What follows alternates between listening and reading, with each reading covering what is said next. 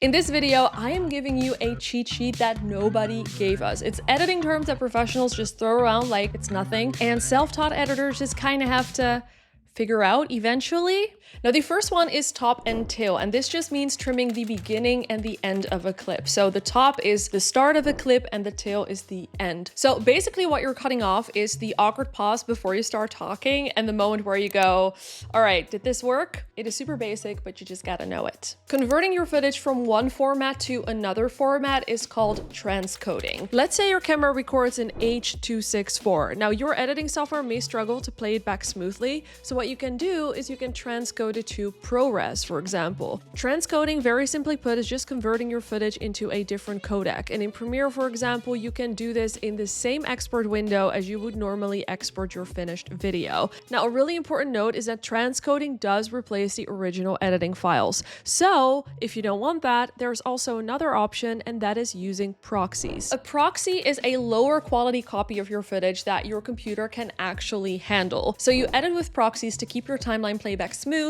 and then when you export, you swap it back to the original high resolution files. If you're running into software problems or your storage is mysteriously disappearing for whatever reason, you may have heard someone say to check your media cache. These are basically behind the scenes files that your editing software creates in order to make sure that things run smoothly, and you don't really think about it until your software, maybe it's Premiere, decides to just casually eat up 200 gigs of your storage space. But the good news is you can actually free up your storage space by deleting those media cache, but try to do this after you're done with a project. If you want, you can do it during the project because it won't break the project, but just know that your software will have to rebuild some of those files afterwards. So next time that you open a project, things might be a little bit slower temporarily while everything is being regenerated. The next definition may be a little bit more niche or niche. What do you say? Because I hear people say both. I don't know. Let me know in the comments. But you may have heard about it, and it's called smart rendering. This is where your software only re-renders parts of the video that have actually changed instead of the whole thing, and this does save a ton of export time. And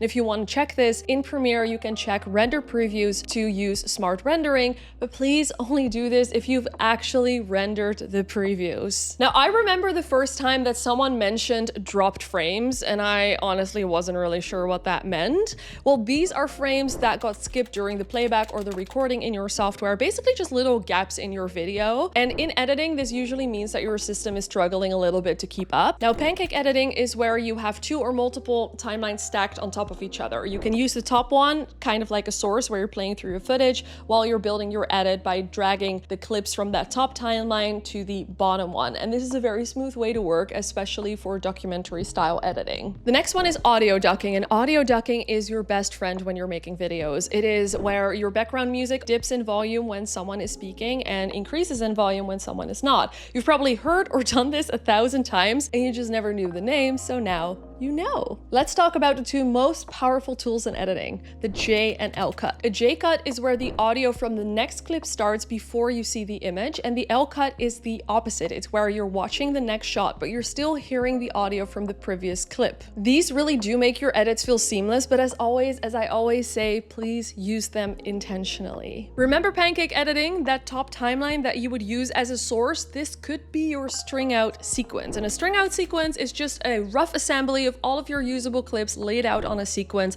There's no real editing yet, just everything placed in order. Now, after you've made a string out sequence, I would recommend you to make a selects sequence or a selects timeline. This is a timeline with all of your best takes. Out of every clip that you filmed, your selects are the ones that you actually wanna work with. Out of the two, this would be a way better timeline to use as your top timeline when you're using pancake editing. Another term that is used often is the assembly cut. Now, maybe this is more so used in traditional media than social media, but if you meet any editors who have went to film school, they will probably use this term. Now, this is what I would call a rough cut. It's the first rough version of your editing where everything is just there.